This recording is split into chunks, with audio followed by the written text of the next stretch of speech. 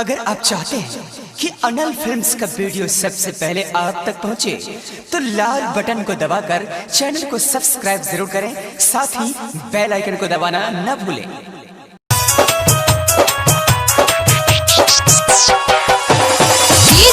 सोनू कुशवाहा ठेकहा बाजार मोतिहारी।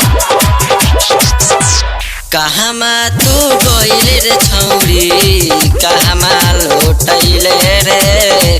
कहमा तू गइले रे छौरी, कहमा लोटैले रे। कहमा के चोकर खाके इतना फूलैले रे।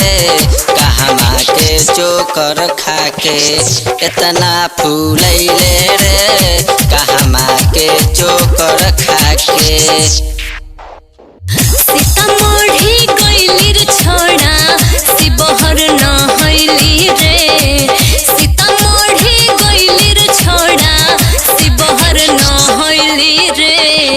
तरियानी के चोकर खाके इतना फूलैनी रे। तरियानी के चोकर खाके इतना फूलैनी रे। तरियानी के चोकर खाके ठेकहा बाजार मोतिहारी।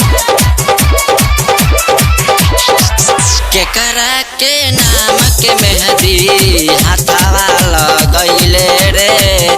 केकरा के नाम के मेहंदी हाथवा लगैले रे। केकरा लाल सुटवा पेनी झमकैले रे। केकरा लाल सुटवा पेनी झमकैले रे। केकरा लाल सुटवा पेनी झमकैले रे। दीपिका के नाम के मेहंदी हाथ में लगैनी रे।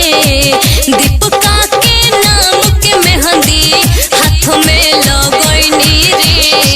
सुबरतिया के दीहल सुटवा पेन्ही झमकैनी रे। सुबरतिया के दीहल सुटवा पेन्ही झमकैनी रे। सुबरतिया के दीहल सुटवा। सोनू कुशवाहा ठेकहा बाजार मोतिहारी। केकरा दिहल फोन से रोज बतुवैले रे। केकरा दिहल फोन से रोज बतुवैले रे। केकरा दिहल फोन से रोज बतुवैले रे। केकरा दिहल फोन से अफरोज राइटर के लाली होठ में लगैनी रे। अफरोज राइटर के लाली होठ में लगैनी रे। सलीम सावरिया के फोन से रोज बतियैनी रे। सलीम सावरिया के फोन से रोज बतियैनी रे।